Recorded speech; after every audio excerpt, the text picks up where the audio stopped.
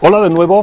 El dato de empleo ya acabamos de decir que ha sido peor de lo esperado, pero nada que tampoco haya sorprendido a nadie porque con eso más o menos estábamos contando. Pero sorprendentemente, al menos para mí, han sido esta semana los datos de ventas de retail y de actividad en el sector servicios en septiembre, bastante mejores de lo esperado. Por eso, Alberto, ¿cómo ves tú el estado de salud de la economía estadounidense en este momento? Pues mira, José, un par de comentarios. Yo creo que es cierto que el dato de empleo salió peor al esperado, pero hay dos componentes que creo yo que hoy en día los analistas y los inversionistas estamos diferenciando en una forma importante. Y uno es el dato de los empleos, que tiene que ver con el total de los empleos de la economía, y el otro con el dato de los empleos privados. Y yo siento que el dato de los empleos privados es más relevante, y ese sí mostró que hubo una creación de 67,000 empleos mes a mes en el mes de septiembre, y hubo una revisión al alza del número que se había publicado el mes anterior, creo que a 97,000 desde niveles de 67,000. Esto no es para abrir la champaña ni nada parecido, José, pero me parece a mí que es muy importante ver que hoy en día al menos ya hay muy poca posibilidad de que el sector privado en Estados Unidos siga disminuyendo en los niveles de empleo, y al revés, como la gente está trabajando tanto, o sea, si tú miras todas las compañías en Estados Unidos hoy en día, la verdad es que está haciendo, tú siempre oyes comentarios de que no hay suficiente gente, de que estamos trabajando con las uñas, etcétera, y eso yo creo que poco a poco se va a generar un poco más de crecimiento económico, ¿no? De crecimiento en el empleo, que me parece que es la base de lo que nosotros necesitamos para tener un buen 2011 y un buen 2012. Ahora, lo que vimos en los números de las ventas que publicó Reuters también es muy importante, pero hay que decir una cosa adicional, que es que la verdad el punto de comparación sigue siendo bastante benéfico, ¿no? Porque el año pasado cayeron muchísimo las ventas. Que estemos recuperándonos es una excelente noticia, pero yo siento que todavía no estamos viendo en Estados Unidos una recuperación que esté basada en el consumo, y yo no esperaría que eso se vea en los próximos 2 años.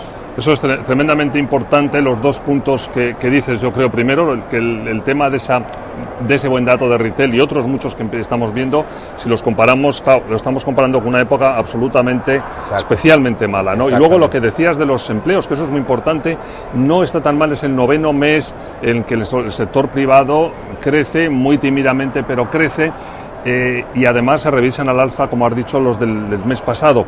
Pero con todo ese escenario, la pregunta un poco clave quizás es, ¿tú crees que se puede crecer, se puede avanzar sin llegar a una situación, si no de empleo no empleo, de empleo satisfactorio, o ahí vamos a estar un poco cojos hasta que lleguemos a ese punto?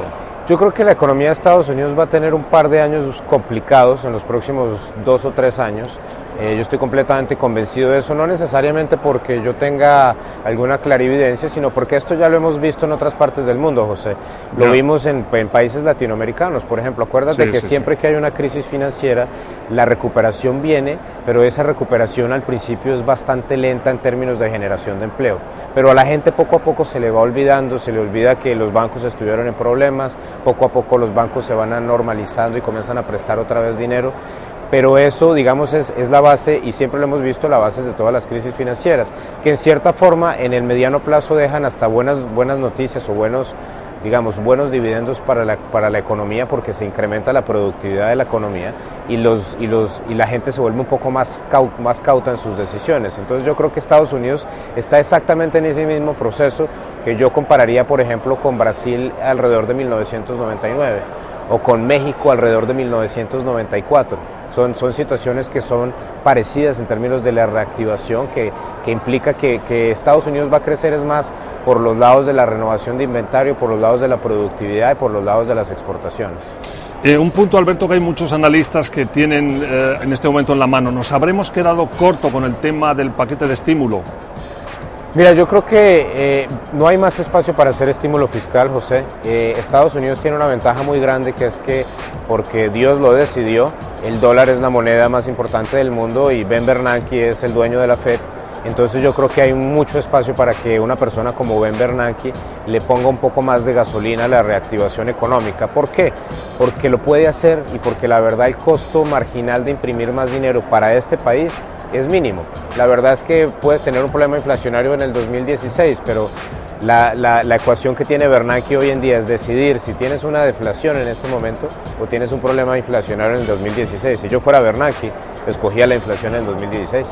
Pues ahí justo donde Alberto nos deja, retomamos el tema en cuestión de nada. Sigan con nosotros desde Wall Street y les hablamos del dólar y la componente monetaria de Ben Bernanke y de lo que va a hacer la Fed. Sigan con nosotros desde Wall Street.